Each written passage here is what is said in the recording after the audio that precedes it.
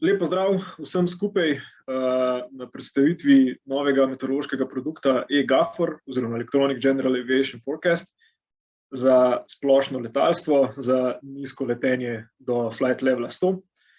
Moje ime je Saša Slabajna, sem bil zaposlen na projektu eGAFOR in sem trenutno v procesu šolanja za pridobitev licence letalskega meteorologa prognostika tukaj na Brniku. Z mano je pa tudi Boris Žorž, ki je bil od štarta za ARSO vodja tega projekta in je tudi tukaj na Brniku letalski meteorolog, prognostik, inštruktor. Tako da predlagam, da kar začnemo. Tako, evo, sam potek predstavitve bo izgledal nekako tako. Za tiste, ki mogoče še niste slišali kaj veliko o samem projektu eGAFOR, bom na hitro predstavil ta projekt. Potem si bomo pogledali promocijski video o eGAFOR-ju, pa predstavili, kakšni so rezultati tega projekta. Na koncu se bomo pa dotaknili, oziroma bomo pregledali vse funkcionalnosti sistema, kaj v bistvu vi iz te napovedi lahko potegnete, kako se v bistvu znajdete iz tega produkta, in pa na koncu še, se pravi, kaj ti rezultati pomenijo za meteorologijo, za letalstvo, se pravi, kako se bo rezultati tega projekta v nadaljevanju tudi uporabljali. Pa seveda, ko s tem končamo, bomo odprli tudi možnost za vaše vprašanje. Ok, se pravi, sama motivacija za projekt eGAFOR je zrasla na dejstvu, da je meteorološka podpora za za operacije nizkega letenja precej slabo definirana v mednarodnih konvencijah. Hkrati pa veste, da vsaka država pripravlja precej drugačne produkte po različnih kriterijih, ki so časovno in vsebinsko neusklajene med seboj. In zdaj, če bi vi hoteli leteti recimo iz Slovenije v Francijo ali pa iz Slovenije v recimo Srbijo, bi si mogli v bistvu pogledati produkte za letalstvo, sprav meteorološke produkte, na več različnih spletnih straneh. Z vsakimi temi spletnimi stranmi bi rabili imeti neke izkušnje. Skratka, ogromno enih informacij bi mogli iz različnih virov pridobiti, da bi si ustvarili neko meteorološko sliko, kaj se bo dogajalo na vaši zemlji. In ravno s tem namenom smo mi hoteli nasloviti to težavo, in sicer, da bi imeli v bistvu na eni lokaciji zbrane meteorološke informacije, ki so pomembne za letenje vzdolž poti, ki sega preko državnih meja. Ker pač veste, da ne letimo samo znotraj Slovenije, ampak letimo tudi precej v tujini. Sprav, projektu se je pridružilo še nekaj sosednjih držav, in sicer Hrvaška, Bosna in Hercegovina, Madžarska, Romunija, Slovaška, Srbija in Črna gora. In Hrvaška je prevzela vlogo vodilnega partnerja. Dobili smo pa tudi industrijskega partnerja IBL iz Slovaške, ki nam je to našo tehnološko rešitev razvil. Dobili smo sofinanciranje strani Evropske unije in projekt je trajal od 3. julija 2017, zaključil se bo pa zdaj konec junija letošnjega leta. Evo, zdaj pa predlagam, da si kar pogledamo tale promocijski video, je kratek.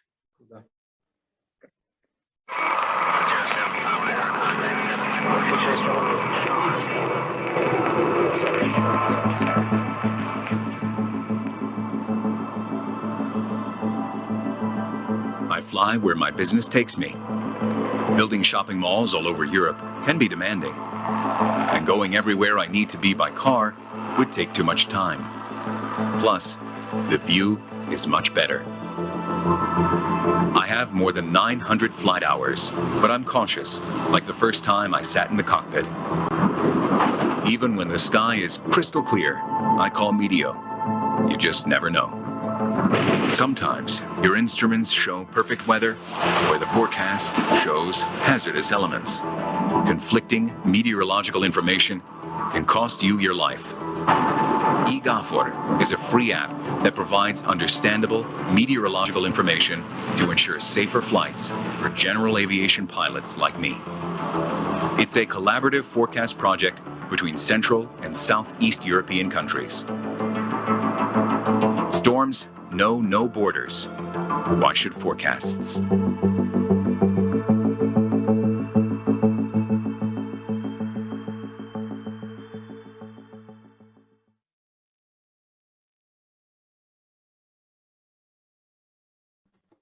Tako, kot sem omenil, se projekt eGafor zaključuje zdaj s koncem junija letošnjega leta in seveda je ta projekt tudi že pokazal svoje rezultate. In sicer, kot smo pač hoteli nasloviti tisto začetno težavo, smo razvili neko tehnološko rešitev, naredili nek nov produkt, se pravi vsebinsko usklajeno pa redno posodobljeno napoved eGafor, kjer sama napoved prikazuje vremenske razmere na zračnih poteh, ampak ker vemo, da ne letimo vedno samo po teh zračnih poteh, letimo tudi izven teh koridorjev, zato je možen tudi prikaz vremenskih razmer na celotnem eGafor območju, kar pomeni, da si v bistvu lahko splanirate ruto na podlagi teh meteoroloških podatkov, ki jih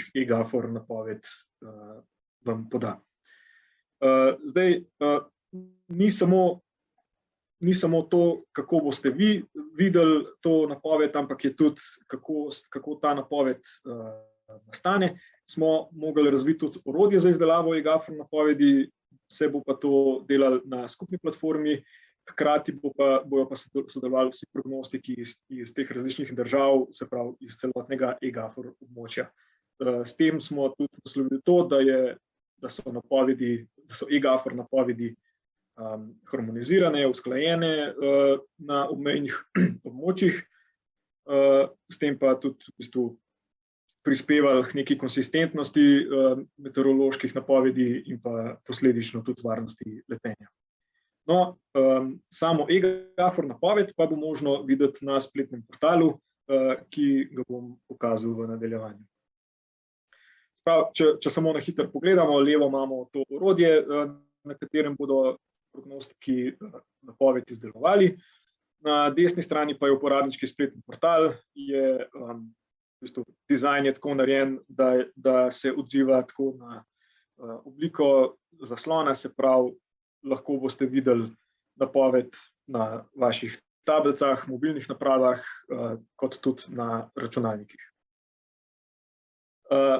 Sama napoved se bo izdajala 4-krat dnevno, in sicer ob 2, 6, 10 in 14 po UTC času.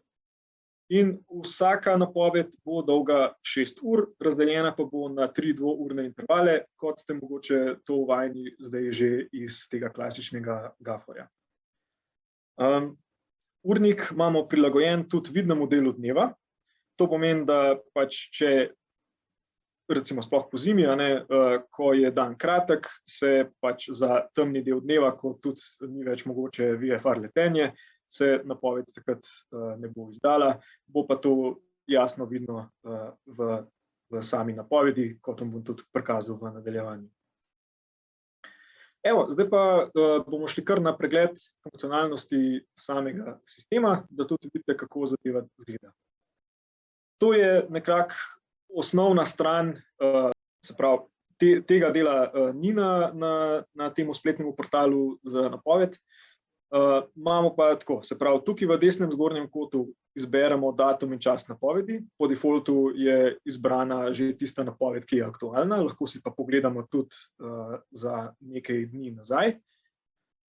Desno zgoraj imamo uporabniški del, kjer se lahko logirate noter v eGafor sistem kot gost ali pa kot uporabnik, če se prijavite s svojim Google računom.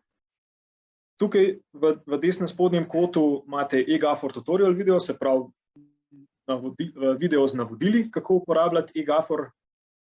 Potem tukaj spodaj lahko izberete časovni interval same napovedi. Če kliknete na neko ruto, se vam bo takole spodaj pokazala informacija, kaj na tisti ruti lahko pričakujete kot meteorološko informacijo. Tukaj je pa en sliderček, kjer preklopite na tak bolj napreden pogled. Tukaj imamo zdaj pogled samo po zračnih poteh. Če pa kliknete na tale gumb tukaj, boste pa dobili pogled, vremenski pogled dejansko po prostoru. Tukaj levo zgori imate pa še dodatne nastavitve, ki jih pa lahko koristite samo, če se registrirate z Google računom, kot sem že prej pokazal. Torej, v eGafor napovedi se napoveduje učinek 5 meteoroloških elementov: oblačnosti, vidnosti, turbulence, nevihtnih oblakov in pa padavin, ki zmrzujejo. In za vsako izmed njih smo pripravili eno tako tabelico vpliva, ki je podobna teli. Skratka, za vsak pojav napovedujemo, kakšna bo njegova intenzivnost in pa s kakšno verjetnostjo pričakujemo, da se bo ta pojav zgodil.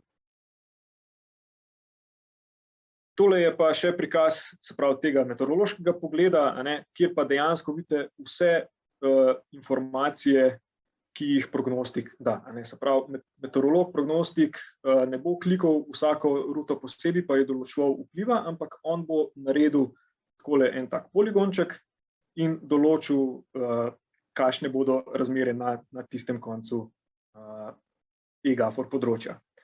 Zdaj, vsak meteorološki element, ki ga napovedujemo, ima svojo barvo.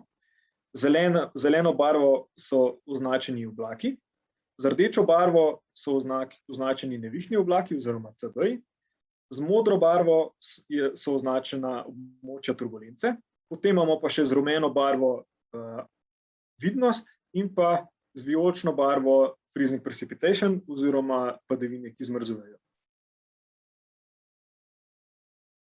Tukaj so zdaj te matrike vplivov, kako izgleda pač za vsak posamezen meteorološki element. Se pravi, vidljivost, tako kot pri klasičnem Gaforju napovedujemo horizontalno vidljivost pri tleh pod 8 km. Razdeljeno imamo v 3 kategorije, spet enake kot pri klasičnem Gaforju, zaradi tega, da je tudi za uporabnike lažji ta preskok. In pa s kakšno verjetnostjo bo prišlo do zmanjšanja vidljivosti.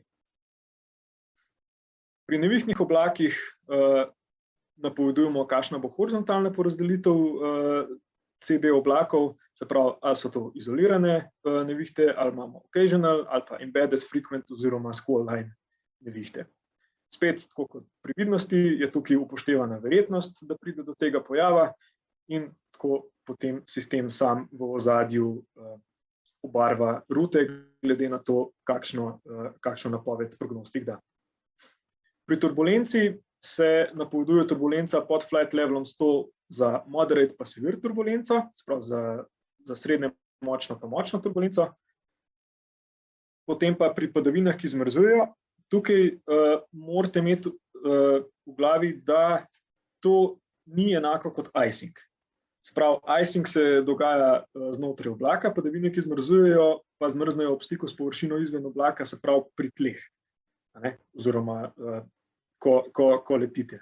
Ker načeloma je eGafor produkt namenjen vizualnemu letenju, kar pomeni, da se privzame, da v oblakih ne letim. No, potem imamo pa še kot zadnji meteorološki element oblačnost. Tukaj pa napovedujemo razpon baze oblačnosti, če imamo pokritost vsaj 4/8. To veste, da je samo bazo oblačnosti zelo težko napovedati, sploh ker se zelo hitro spreminja njena višina vzdolž recimo tele doline proti Jesenicam gor, ko imamo nek vpliv orografije zraven. Zaradi tega smo tukaj definirali nek tak uncertainty zone, ki nam pove, od kje pa do kje višine nad morjem pričakujemo, da se bo pojavljala baza oblačnosti. Zdaj, tukaj morate vedeti, da to ne govorimo o debelini oblaka, se pravi od baze pa do vrha oblaka, ampak dejansko samo v razponu baze oblaka. In zdaj, sam sistem določi vpliv oblačnosti na neko zračno pot, glede na teren, po katerem se pelje ta zračna pot.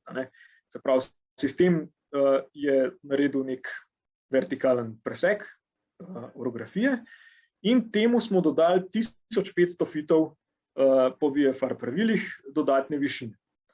Zdaj, če je ta uncertainty zone, če se nahaja nad višino terena plus 1500 fitov, potem je pač zadeva odprta, oblaki ne vplivajo na letenje. Če pa se ta uncertainty zone nahaja znotraj te naše pridobljene višine, potem pa že spremeni svoj vpliv. Po teli tabelci tukaj. Kakor imamo pa uncertainty zone tako nizek, da pade že pač pod to višino, potem imamo pa v bistvu spet večje vplive na samo letenje. Zdaj tako, ko smo v tistem osnovnem pogledu, ko imamo obarvane rute, lahko na vsako ruto kliknemo in vidimo, kateri meteorološki elementi imajo nek vpliv na tisto zračno pot. Če smo pa v tem meteorološkem pogledu, potem pa lahko kliknemo na katerokoli točko in za tisto točko pač nam sistem pokaže, kateri meteorološki elementi se nahajajo tam in kakšne so njihove vrednosti. Se pravi, tukaj v tem primeru smo kliknili na tale rdeči križec in vidimo, da imamo neko nizko verjetnost, da bo razpon baze oblačnosti, oziroma da bo baza oblačnosti se nahajala nekje med 5 in 6 tisoč fiti nad morjem. Prav tako je na tem območju so možni cumulonimbusni oblaki, za njih je nekje srednja verjetnost, da se bodo pojavljali posamični nevihtni oblaki. Zdaj, kot vidimo, se lahko na nekem območju nahaja tudi več meteoroloških elementov, zato na rutah, kjer pač se prekrivajo recimo 3 meteorološki elementi, bo tista ruta obarvana glede na najslabši vpliv, ki ga ima posamezen meteorološki element. Potem lahko v samem sistemu, ker vidimo, da ob nekem slabšem vremenu lahko pride do kar že malo zmešnjave, ko imamo kar naenkrat ogromno enih teh poligonov, drug čez drugega lahko to tudi prefiltriramo. Recimo, da nas zanima samo, kje bojo nevihtni oblaki ali pa kje bojo neke močnejše turbulence in rečemo, ok, to je vse, kar bo vplivalo na moje letenje in si na ta način lahko tudi olajšamo samo pripravo na let. Zdaj pa, tako kot sem že prej rekel, urnik izdajanja je prilagojen vidnemu delu dneva. Zdaj, za termine, ki so pač glede na vidni del dneva že v temi, se bo naš FIR oziroma pač FIR območje katerekoli države, ki tiste napovedi za tisti termin ne bo izdala, se bo takole pobarval na sivo. To pomeni pač, da napovedi za tisti termin ni in bomo pač lahko pogledali napoved, ko bo spet za termine, ki so del vidnega dela dneva. Potem imamo pa še del za registrirane uporabnike, skratka, če imate Google račun, se lahko prijavite v sistem in dobite tukaj dodatne funkcije. Zdaj, tale spodnji del, ki piše Show Impact For, si lahko v bistvu priklapljate in izklapljate vpliv posameznih meteoroloških elementov. To pomeni, če nas recimo ne zanima vpliv oblakov, pa cumulonimbusnih oblakov, da nas zanima res samo, kako na letenje vpliva vidljivost pa turbulenca, potem si lahko to dvoje izklopimo. Zdaj, tukaj v temle delu, kot smo videli klele, tukaj imamo nekaj oblačnosti, kar pomeni, da če si v temle delu izklopimo vpliv oblačnosti, bi mogle te rute zdaj pozeleniti. In si ga dejansko izklopimo in vidimo, da so rute postale zelene. Hkrati so imele smo imeli tukaj še nek poligon za kumulonimbusne oblake in ko smo, za turbulenco, se opravičujem, in ko smo tisto turbulenco izklopili, se je tudi tukaj spremenila intenzivnost vpliva. No, naslednja stvar, ki jo pa lahko kot registrirani uporabnik uporabljate, je pa ta tako imenovani cloud threshold. Če se spomnite prej, ko sem govoril pri oblakih, sam sistem pridobi višino terena na posamezni ruti in doda 1500 fitov vzdolž tiste rute. Zdaj, teh 1500 fitov je tukaj po defaultu nastavljenih, lahko si jih pa ponastavite. Kar pomeni, spet se spomnimo, tukaj imamo neko oblačnost, kar pomeni, da če ta threshold, ta prak znižamo recimo na 1000 fitov, bi se mogli tukaj že poznati, da imamo boljši, oziroma da imamo manj omejujoče pogoje. Se pravi, iz 1500 smo prestavili na 1000 fitov in vidimo, da so tele rute tukaj postale zelene. Če pa znižamo še na 500 fitov, pa vidimo, da se je tudi tale ruta, ki je bila v štartu oranžna, se je spremenila v rumeno. Glede na tisto matriko vpliva, ki sem jo pokazal prej.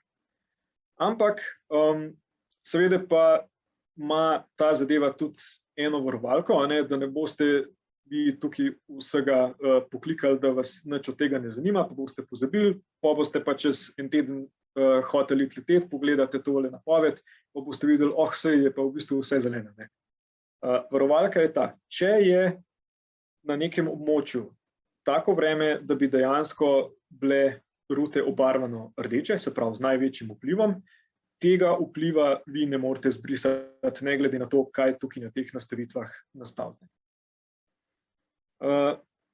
Tako.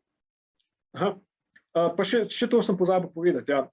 Te barve, semaforske barve, predstavljajo v bistvu enake kategorije kot v klasičnem gaforju. Se pravi, zeleno imamo odprto ruto, je open, rumena je difficult, oranžna je marginal in rdeča je closed.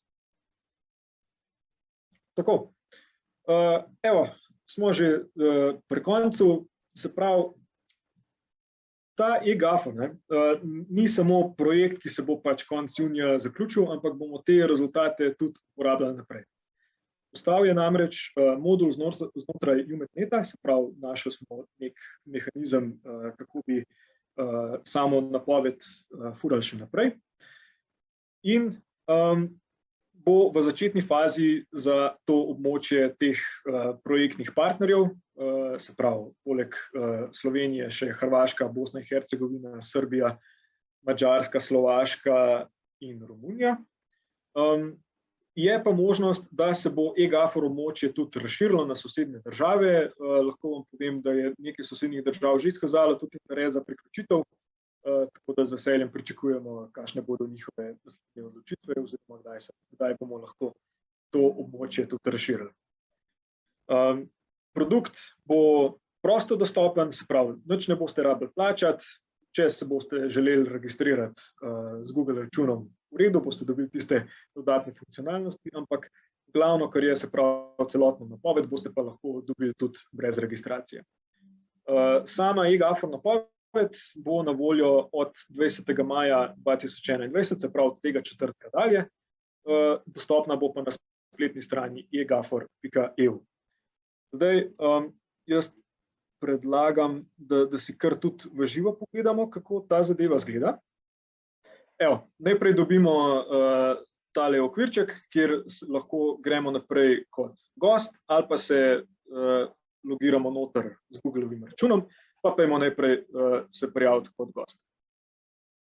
Tako, če omogočite vašemu brskalniku, da uporablja vašo lokacijo, potem vas bo sistem sam približal na vašo lokacijo. Se pravi, mi smo trenutno zdaj na Brniku in nas je avtomatsko sistem približal na slovenski firmi. Če bi bili pač nekje drugje v tujini, recimo v Bosni, bi začetni pogled imeli tukaj. Se pravi, napoved za danes je bila pripravljena, recimo za tale konc, kjer imamo rdečo ruto obarvano, kliknemo in vidimo, kakšna je informacija. Se pravi, imamo veliko verjetnost, da bo oblačnost, oziroma da bo baza oblačnost se nahajala med 4 in 5 tisoč fitov nad morjem. Če pogledamo tole rumeno, imamo neko srednjo verjetnost za višje baze, če pa pogledamo kje druge, pa vidimo, da v bistvu meteoroloških elementov na tisti ruti niti ni za pričakovati. Zdaj, da še enkrat poudarim, ta produkt prikazuje razmere do flight levela 100, se pravi do 10 tisoč fitov nad morjem. Če priklopimo tukaj na meteorološki pogled, lahko potem vidimo dejansko vse te poligone, ki so jih prognostiki napovedali. Zdaj, seveda, ob kakšni fronti ali pa takšnem doživlju, kot ga imamo zdaj te dni, bo seveda zna biti kar ena takšna zmeda. Tako da v tistem času boste verjetno uporabljali bolj ta pogled po zračnih poteh, ampak ko bo pa lepše vreme, se bo pa lažje znajti tudi iz teh poligonov. Ampak tako kot sem rekel, lahko po posameznih meteoroloških elementih pogledate, kakšna bo napoved in si v bistvu glede na to prilagodite svojo pot letenja. Mogoče sem še to zapovedati, da ni to zdaj nadomestilo za ostale stvari. To je v bistvu samo prvi pogled, da lahko na hitro vidimo, kaj se z vremenom dogaja. Seveda treba pa tudi vse ostale produkte pogledati, razne karte značilnega vremena, veter, opozorila, metre, tafe in take stvari. Se pravi, to ni nadomestilo, tudi ni reguliran produkt, tako da je treba tudi ostale stvari pogledati. Je pa v bistvu ena in enotna točka, kjer lahko na hitro si pogledamo, kaj ne bi se z vremenom dogajalo. Seveda pa moramo potem še pa bolj podrobno pogledati tudi iz ostalih virov. Ok. Se pravi, potem pa sam še klele imamo tele dodatne funkcije, ki kot vidite, zdaj, ko sem prijavljen kot gost, jih ne morem videti. Če pa se prijavim s svojim Googlovim računom, pa dobim tale pogled. Se pravi, lahko dejansko začnem tele nastavitve tukaj nastavljati. Če pogledamo recimo zdaj tale konc, kjer imamo oblačnost, pa iz našega defaultnega 1500 fitov praga za oblake, tole zadevo zmanjšamo, recimo na 1000 fitov, vidimo, da se nam je v tem delu tudi popravilo stanje zračnih poti. Če damo še nižji dol, se trenutno ni nič zgodilo, ampak če damo pa višji gor, se pravi, če hočemo dejansko imeti 2000 fitov minimalno proste poti med terenom in oblaki, pa vidimo, da se zadeva ponovno spremeni. Ali pa potem, če hočemo recimo izničiti vpliv oblakov, akumulonimbusnih oblakov, turbulence in tako naprej, vidimo, da lahko si nekako pripravimo napoved po svoji meri, ampak teh rdečih vplivov pa enostavno ne moremo izbrisati. Tako, pa še tole tukaj v tem desnem delu, spodaj imate pa še navodilo oziroma video z navodili za uporabo eGaforja. Pač kadarkoli si lahko pogledate tale video s klikom na tale gumb. Potem pa se prav lepo zahvaljujem vsem, ki ste bili prisotni na tej predstavitvi. Vse lepo povabim v četrtek, da si ogledate prvo operativno napoved eGafor in upam, da vam bo ta eGafor služila svojemu namenu, da vam bo olajšal načrtovanje marsikere poti, marsikerega letenja. Tako, če boste imeli pa kakršnakoli vprašanja še v zvezi s tem, pa lahko pišete na saso.slabajna@go.si.